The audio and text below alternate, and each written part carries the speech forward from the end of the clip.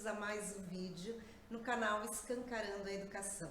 No vídeo de hoje nós vamos falar um pouco sobre a educação infantil em Portugal. Para isso, a nossa convidada é a professora Andréia Cardoso, com 17 anos de experiência. Andréia, muito obrigada por ter aceitado o convite nessa conversa, para essa conversa. De nada, é um prazer. Prazer é todo nosso. Andréia, conta um pouquinho como é que é a educação infantil aqui em Portugal, porque é diferente no Brasil. A educação infantil no Brasil é um todo, mas aqui na escola pública ela é dividida entre creche e pré-escolar, não é? Globalmente, em Portugal, a idade da infância, em termos escolares, está dividida numa creche e num jardim de infância. As creches dão resposta social e educativa às crianças entre os 4 meses, ou digamos, o fim da licença de maternidade dos pais e a entrada na idade pré-escolar, e os 3 anos normalmente, e o pré-escolar entre os 3 e os 6 anos. E, portanto, e dentro desta dinâmica, nós temos ainda também as respostas públicas, privadas e as respostas que são dadas pelas IPSS, ou seja, de enquadramento social. Na rede pública nós não temos creches, só temos pré-escolar, ou seja, só recebemos crianças entre os 3 e os 6 anos. Na rede social, IPSS, ou seja, são instituições que têm a colaboração do Estado e dos pais para pagar o funcionamento daquela instituição e recebem as crianças desde os 3, 4 meses, 5, depende da idade que... Por exemplo, se estivermos a falar de uma família em risco que até a criança foi sinalizada, ela pode ingressar a creche aos 2 meses, pode logo ingressar a creche. E temos também a rede privada, que também cobre desde o fim da licença de maternidade e a entrada na escola do primeiro ciclo. André, então, IPSS, qual é o termo? Instituição Particular de Solidariedade Social. E ela não é totalmente... depende do rendimento da família, não é? Exatamente. Aliás, os jardins de infância, em Portugal, se eu não devo estar enganada, iniciaram mesmo, ou a rede pré-escolar iniciou na área social, só depois é que a rede pública começou a trabalhar. Então, por exemplo, o IPSS atende crianças de...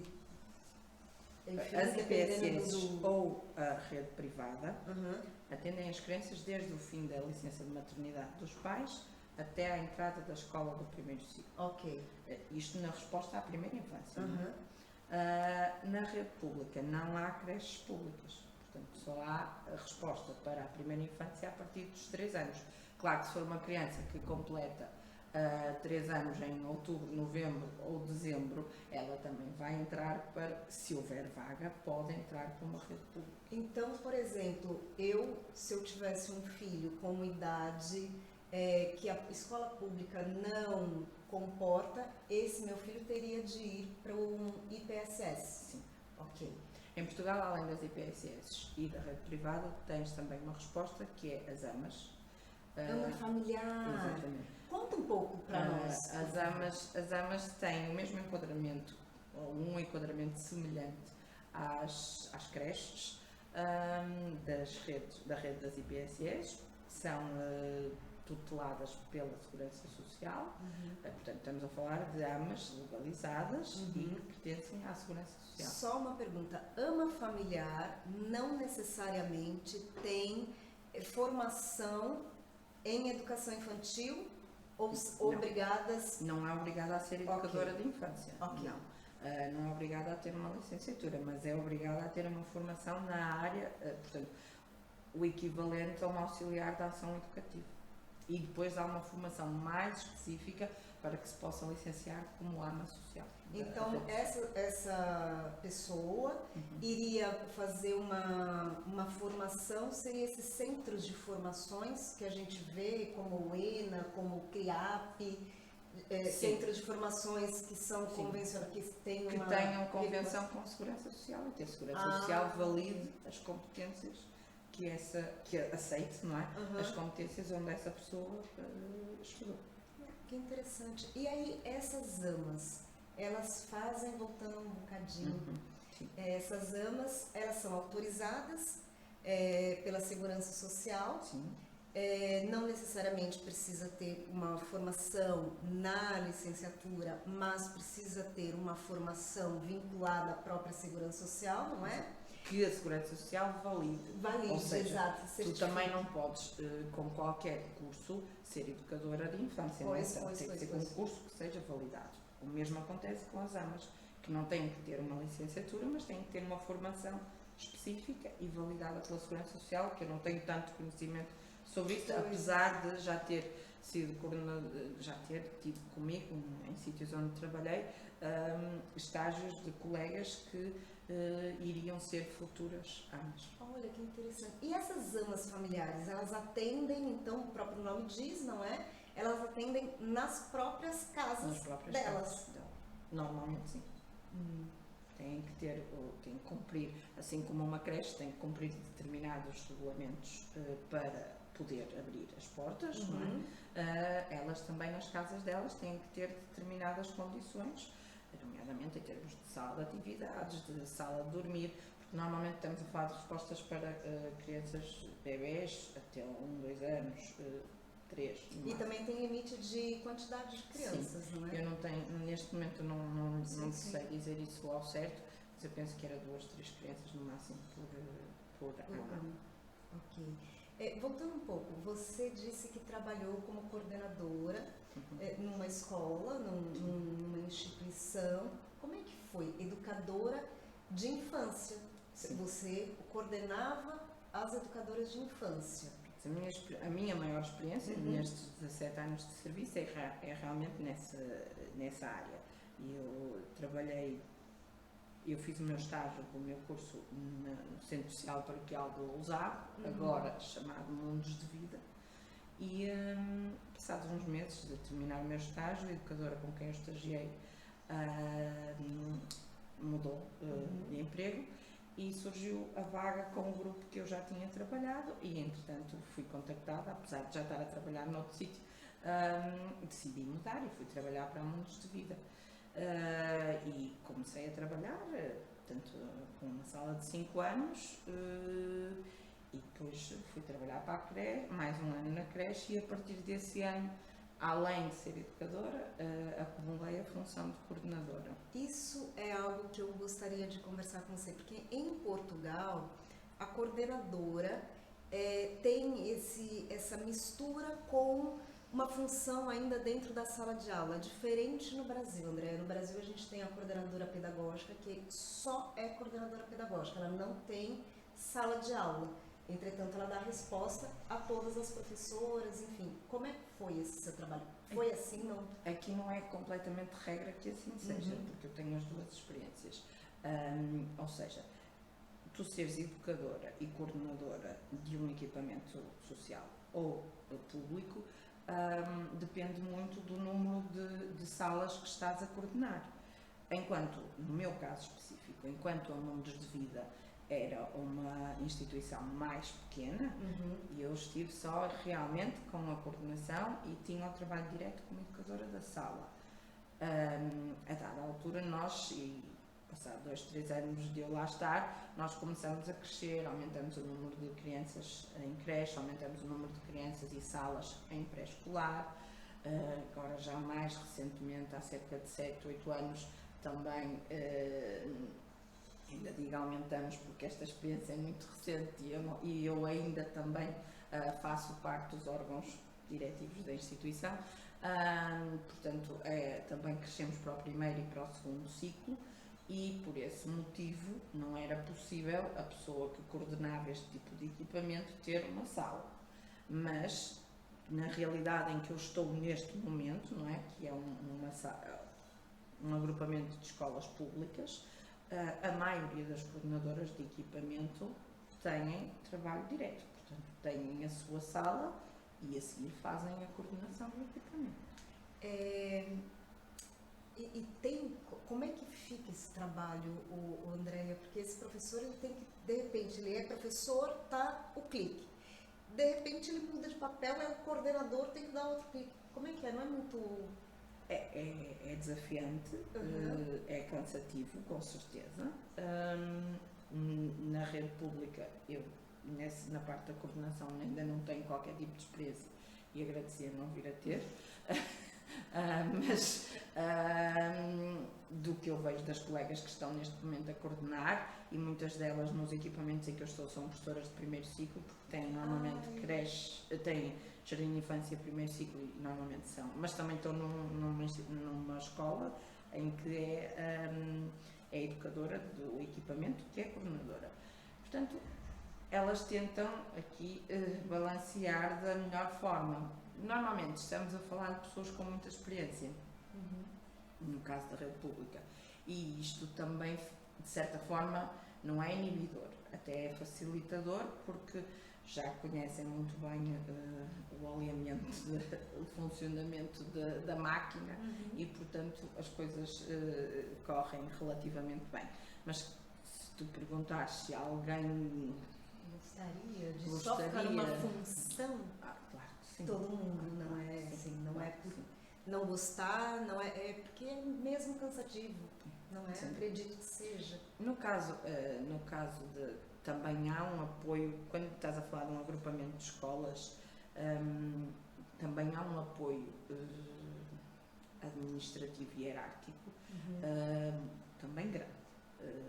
O que não acontece tanto no privado, ou pelo menos na minha experiência, não me diz que aconteça tanto. Portanto, no privado, tu, enquanto que, por exemplo, a coordenadora deste agrupamento onde eu estou especificamente, coordena a equipa de educadores e relativamente coordena a equipa de auxiliares, também há uma coordenadora das auxiliares. Portanto, há aqui papéis ligeiramente diferentes. No caso, se tu estiveres a falar de um equipamento privado ou social, normalmente não é assim. Tu coordenas a senhora que faz a limpeza, a senhora que faz as refeições, a senhora que é professora, que é auxiliar e, portanto, tudo que o senhor que vem arranjar as máquinas, o senhor que vem tratar da rede de incêndio, portanto, tudo passa normalmente porque a coordenadora de uma resposta privada normalmente é quase a dona. Exatamente. É como se fosse uma coisa tua, tudo passa por ti. Só me volta um pouco, o que é um agrupamento de escolas? Porque no Brasil nós não temos isso. Um agrupamento, e quantas escolas têm o seu agrupamento? Ora, isso é desafiante até por estou lá há pouco tempo, mas estou neste momento em 2 agrupamentos de escola, porque a minha o que é que eu estou a fazer? Portanto, eu transitei do privado para o público no ano passado e, portanto, eu vou ficando colocada temporariamente. Neste momento eu estou colocada a substituir todas as colegas que aqui em Portugal é assim, a partir dos 60 anos, cada educadora tem direito a um dia, digamos, pode não ser um dia, são 5 horas por semana de componente não letiva. Ou seja, durante essas 5 horas elas fazem trabalho para a sala, para os meninos, para os pais, mas que não é feito diretamente em sala. Então, a opção que há é colocar uma educadora a substituí-las nestes dias. Então, o agrupamento é uma escola que é uma sede, não é? Tem a escola sede e outras escolas que também são públicas e que fazem parte da mesma região que está a escola sede. Sim. Às vezes um bocadinho mais distante. Sim, mas das freguesias ali limítrofes. Então, vou até passar para um contexto uma linguagem mais brasileira, para os bairros, que aqui também bairro é outra coisa, sim. Mas para os bairros no Brasil, são escolas que estão em bairros próximos àquela da sede. As coordenadoras coordenam a sede e aí também tem cada escola tem a seu coordenador e tem a coordenadora geral, que é a coordenadora da sede, é isso? Aqui nesse caso não se chama, é o diretor ou a diretora do agrupamento. Ótimo. E depois há o subdiretor ou subdiretora do agrupamento. Pronto.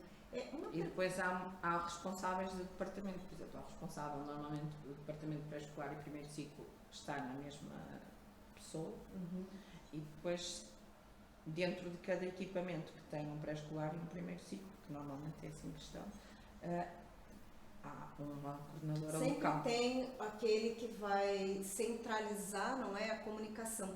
Uma pergunta, Andréia, você que já teve essa experiência do privado com o público, eu sei que você estava enquanto coordenadora, ou seja, no privado você era que estava à frente de tudo e tudo centralizava em você. Sim, mas eu tenho, também no privado tenho as duas experiências. Você acha que essa questão, perde-se um pouco a comunicação, como é no público? Porque imagina, você tem, para você chegar até o professor que está na sala de aula, tem muitas etapas. Muitas etapas. Muitas pessoas, isso? Depende das escolas em que estás. Okay. Portanto, da minha experiência depende muito das escolas em que estás. Eu acho que, em termos de comunicação, há um formalismo maior do que no privado e, de certa forma, e devido aos meios tecnológicos, não é? Portanto, o professor, quando o diretor, eu recebo diariamente e-mails do diretor e sou a educadora mais embaixo da hierarquia, portanto, a informação circula. Os coordenadores de equipamento também trabalham para o seu departamento e, portanto, eu não. Mas não é mais encontro... burocrático? Aumenta a burocracia? Um bocadinho. Pois, porque até você responder, porque você responde para um, tem que responder para o outro, e assim sucessivamente, sim, não é? Talvez. Diferente do privado, enfim. Para começar já a finalizar, é uma pena, mas a gente traz a Andréia de novo. Como que é a questão do currículo no pré-escolar? E aí eu falo do global. Pois, quando falas de pré-escolar, estás a pensar no Jardim de Infância do Brasil. Exatamente. No nosso caso, não é, não é assim. Nós temos pré-escolar e temos creche. Ao pré-escolar, às vezes, também chamamos Jardim de Infância. Okay. Nós temos um currículo para o pré-escolar, ou Jardim de Infância. E esse currículo chamam-se as orientações curriculares para a educação de infância. E é o Ministério da Educação, portanto, o Ministério que nos tutela, que até saíram novas que mais elabora, recentemente, não é? que elabora, mas não é elaborado por uns senhores que não conhecem nada disto, não é verdade. Portanto, até este último documento é muito prático, muito baseado na realidade e vem muito de encontro àquilo que se passa na realidade do pré-escolar. A creche não tem currículo. A Segurança Social tem alguns normativos portanto, algumas orientações, mas que não estão direcionadas para o currículo. Portanto, o que é que os equipamentos fazem? Ou fazem como vocês fizeram no Brasil, que é usar a mesma terminologia desde do 1 ano até aos 6 anos, ou então adaptar aquelas orientações que vêm da Segurança Social e que usam uma linguagem ligeiramente diferente, portanto mais da área da psicologia, e não dividem pelas mesmas áreas e seguem aquelas orientações da Segurança Social. Nós, na Mundos de Vida, fizemos a adoção de um currículo inglês que se chama Birth to 3, nascimento aos 3 anos, e as áreas são mais parecidas com as também depois criadas pela Segurança Social, pelos manuais da Segurança Social para a creche. Mas não é um currículo propriamente dito. Mas também, digamos que o pré-escolar também não tem um currículo como tu possas, se calhar, identificar a palavra currículos. São orientações curriculares. Diferente dos programas do primeiro ciclo. Completamente diferente. Completamente diferente. Muito menos, enquanto que tu, por exemplo, no primeiro ciclo, é expectável que a criança leia ao fim do primeiro ano 60, 70 palavras por minuto, já não me lembro muito bem. No pré-escolar tu não tens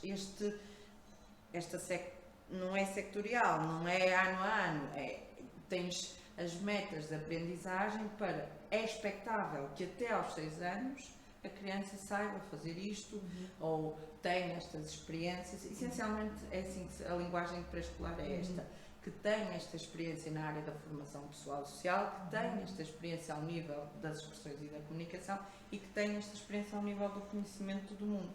Ou seja, tudo o que é quer a área de social, de interação, quer a área do conteúdo, conhecimento cognitivo, conhecimento propriamente dito, como as áreas da linguagem, da matemática, das expressões, dramática, música, são tudo experiências. É suposto que, é mais nesta linha, é suposto que tu, educadora, até aos 6 anos, tenhas permitido àquelas crianças que tenham aquela experiência.